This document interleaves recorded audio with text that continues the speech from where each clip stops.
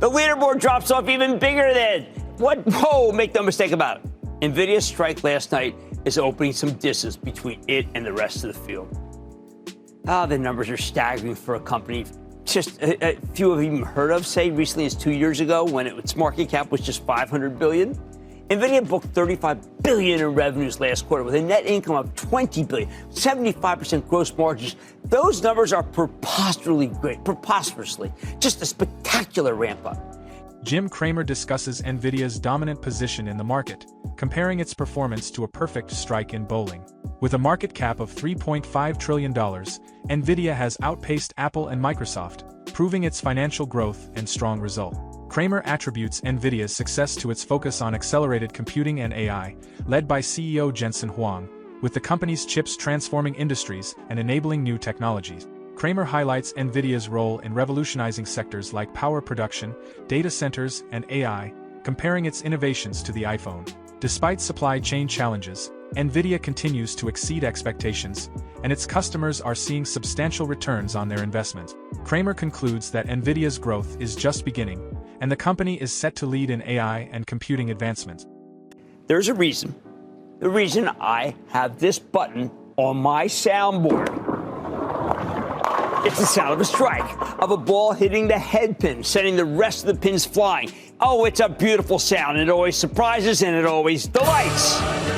Last night, Nvidia bowled a strike. And today, stocks of all kinds careened and skidded and vibrated and rocked in a symphony of glorious sound that sent the averages soaring, with the Dow jumping 462 points, S&P gaining 0.53%, and the Nasdaq advancing 0.03%. Nvidia's been duking it out with Apple and Microsoft in the lanes, fighting over who gets to be the largest company on earth. Right now, it's head-to-head with Apple. $3.5 trillion for Nvidia versus $3.45 trillion Apple. Yes, that's right, nosing out Apple as the champ. Microsoft has suddenly fallen way behind. In the agentics world, I call an agent answers. It knows my name because it recognizes my number. It calls up my record and asks me if I wanted to speak to the doctor I saw earlier in the week. I would say yes, and then it would ask me for a detailed message, which would be given to the doctor if you could answer the question by itself, though, because it has all the information you need to handle frequently asked questions. That's agentics, conversational, non-existent agent, all powered by NVIDIA. You get a human, I say, I don't want the human, I want the agent. So Salesforce goes flying along with Accenture and ServiceNow. Some goes for companies that aided the process: Cadence, NetApp, Nutanix. Oh, but let me get a little downside because it's kind of amusing. On a huge update, Microsoft stock's down $1.79, Meta's down $2.43, Amazon falls $4.50, and Tesla loses $2.39. Why? Because these are NVIDIA's biggest customers. For almost a year, we've been hearing the canard that the spending on NVIDIA chips couldn't last, that they couldn't continue. Demand can't continue to overwhelm supply, but those are a pack of lies. The demand is accelerating because the payoff is so great. According to Jensen, for every dollar their customers put in, they're making 5 smackers. That means they have no choice but to buy NVIDIA's chips because they need to be relevant in Jensen's world or else. So forget about the idea that NVIDIA stock is all about to hit a wall. Me, I think the strikes we saw rolled last night are just the early frames. We may be witnessing nothing short of a turkey, a ham bone, a brat, or even a 6-badger. That's right, a 3, 4, 5, or even 6 strikes. A lot of frames, a lot of game. Here's the bottom line. I never thought I'd say this, but I too am out of superlatives. What's happening in NVIDIA is so positive that it defies description. Our minds can't comprehend it. Fortunately, we don't have to. Jensen has the technology and the smarts to do it for us. Vivek Arya is the Bank of America Securities Senior Semiconductors Analyst. What say you, sir? What do you think? What do you think of last night's numbers? Yeah, good morning. I think that, before we look at last night's numbers, let's look at what they actually reported and the track record that they have set. So this is not a small company. This is one of the largest, in fact, the largest company. And it just put up a quarter where sales grew 94% and earnings grew over 100%. And they're guiding to a quarter where sales, yes, they're slowing down, but slowing down to a rate of over 70%. And when I look at what they are able to accomplish next year, we think they can grow over 50%. And I was just looking at the other, so-called Max 7. NVIDIA will probably grow 4 or 5 times that growth rate next year. And it's trading at less than 1 times earnings growth, whereas the average of those companies is trading at over 2 times earnings growth. So we think the numbers are exceptionally strong, but you're right that they were not able to come close to the so-called whisper expectations. I think part of it is they are just at the start of ramping their new Blackwell product. Supply is just starting to get going. But if I look at the usual range of beats they have versus their guidance, I think that'll probably get us pretty close to where people were expecting the numbers to come in. So I'm not worried. I think this is just quarterly noise, and this is to be expected in the growing pains of whenever they're launching a new product. So, the key is so that the demand what do you think the disappointment is here then? Sorry, can you say that again? I said, what do you think the disappointment is here? I mean, there was some... I think the disappointment is that, the supply chain, is scrutinized very closely. It's followed by a lot of people. And every time the company reports, expectations continue to build up naturally for this size and what the stock has done. But there are always constraints when it comes to not just getting the supply, but actually building the products, getting them to customers. And what we have seen from Nvidia over the last 2 years is that they are able to beat their own guidance by $2 to $2.5 billion consistently. Last time they guided $32.5 billion and they reported $35 billion. So that's why I'm not surprised to see them not exactly come to the high end of where the whisper expectations are. But if I look at the usual range of beats they have, we will come pretty close, I think, once they actually report the quarter. So I think this is more a case of expectations in a transitions quarter. It's nothing to do with the long-term fundamentals of the company. Now, a year ago, so many critics were claiming Nvidia was absurdly expensive, trading at 50 times forward earnings.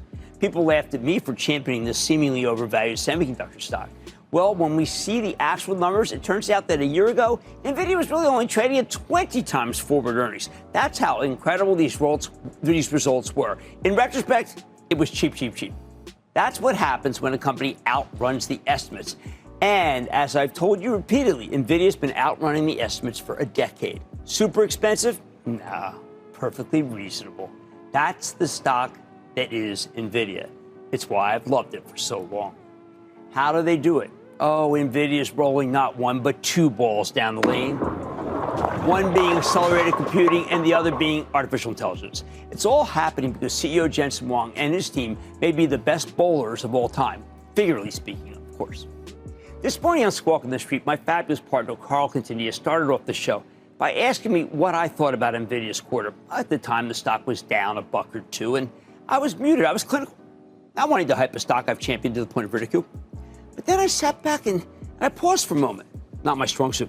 And I said that, frankly, I've never seen anything like what's happening at Nvidia. Never. Just never. And even though the stock was down, despite 19 firms raising their price targets this morning, I said this stock's simply not capturing the seismic shift that's happening here. You see, Nvidia is disrupting everything we know about business. There are only so many superlatives when it comes to the demand for their technology. We've heard it called insane. We've heard it called enormous. Last night, the operative word was staggering. I think even Jensen's struggling for analogies at this point. Like when he was talking about how one use for the latest and greatest chip Blackwell is OpenAI, which he said is something completely new, like the iPhone. The iPhone, he compared it to. We think of the iPhone as this once-in-a-lifetime invention, but when you go through the Nvidia call, you realize that the iPhone may be smaller by comparison to small. In the end, that was just a single device, no matter how revolutionary. Nvidia's chips, they're remaking the world as we know it. There's $1 trillion worth of computing power that needs to be replaced by Nvidia. There's trillions of dollars in factories that need to be built with the Nvidia Omniverse. There's trillions that can be saved in legal work, forecasting, supply chain management, engineering, and most of all, coding, where you can just speak to the machine and tell it what to do in plain English rather than a programming language. Trillions to be made in humanoids, and Elon Musk plan to give everybody a human-like robot to do the dirty work, the drone stuff. It's positively Shakespearean. I've been thinking maybe it's Jensen's world and all the men and women are merely players. Or going back to the more prosaic bowling analogy, this quarter was so earth-shaking that it caused whole sectors to fly in different directions. First, the positive. Jensen made it clear that we don't have enough power now to handle all the demand from these machines. So that causes power producers like Constellation Energy and Vistra to fly. It bolsters the case for all the data center plays, meaning Vertiv, Dover, and Eaton, the picks and shovels of the data center. They can soar. Jensen dropped that there are some memory shortages, perhaps related to high bandwidth chips. Oh, that's Micron, symbol MU.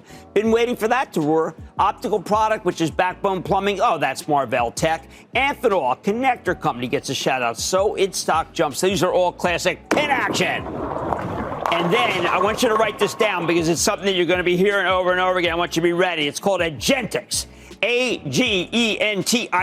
New word, Agentics, for a whole new form of computing where you have agents in your organization powered by Nvidia with, say, Salesforce, among others, getting a big shout out. Mark Benioff, CEO of Salesforce, has been talking about his Agent Force, a product capable of creating billions of agents. Agentics, what does it mean? Let me give you an example. Today, I wanted to speak to a doctor about the results of a test I took Monday.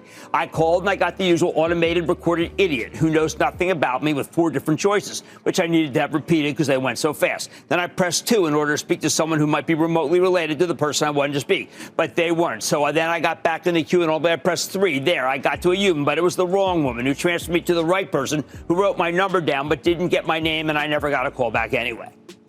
Jim Cramer highlights Nvidia's remarkable growth and dominance in the tech industry, surpassing companies like Apple and Microsoft with its focus on AI and accelerated computing.